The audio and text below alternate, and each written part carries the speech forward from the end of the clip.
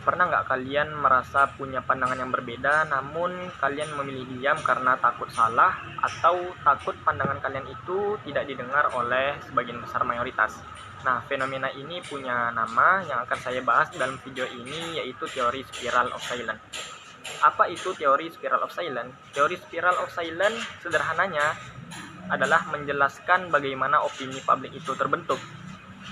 Teori ini juga yang menyatakan bahwa orang yang menyembunyikan pendapatnya adalah orang yang takut pendapat ia itu tidak didengar oleh sebagian mayoritas.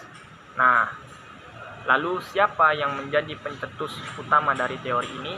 Teori ini pertama kali diperkenalkan pada tahun 1974 oleh ilmuwan politik asal Jerman yang bernama Elisabeth Neumann, yang merupakan seorang yang ahli dalam komunikasi di bidangnya.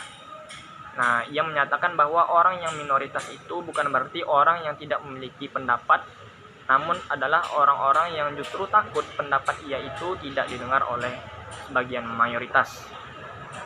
Nah, di sini saya memiliki 3 asumsi.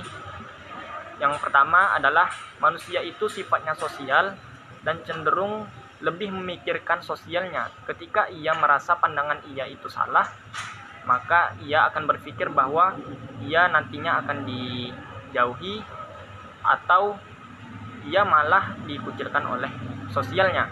Yang kedua, manusia itu bisa mengetahui mana pendapat yang mayoritas dan juga mana pendapat yang minoritas. Dan yang ketiga, dari hasil pengetahuannya, nah di sini apakah dia memilih pandangan yang mayoritas? Jika dia memilih pandangan yang mayoritas, tentunya pandangan dia akan lebih divokalkan, akan lebih ditampilkan.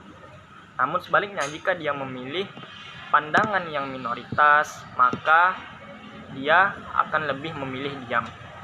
Contohnya di media sosial, misalnya si A adalah orang-orang yang memiliki pandangan yang mayoritas dan yang B adalah orang-orang yang memiliki pandangan minoritas.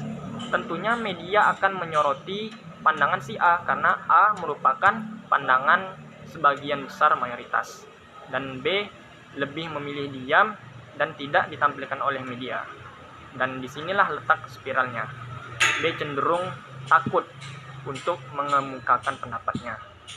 Nah, dari sini kesimpulannya adalah teori spiral of silence ini adalah tentang bagaimana persepsi kita itu dibentuk oleh media sehingga mempengaruhi perilaku komunikasi kita. Dari teori ini pula yang menunjukkan bahwa opini yang dominan itu belum tentu diambil oleh sebagian besar mayoritas, namun opini yang lebih banyak difokuskan oleh banyak orang. Share video ini jika bermanfaat. Dan terakhir, di zaman sekarang, apakah pendapat yang mayoritas itu lebih didengar atau malah sebaliknya pendapat yang minoritas yang lebih didengar? Boleh tulis di kolom komentar.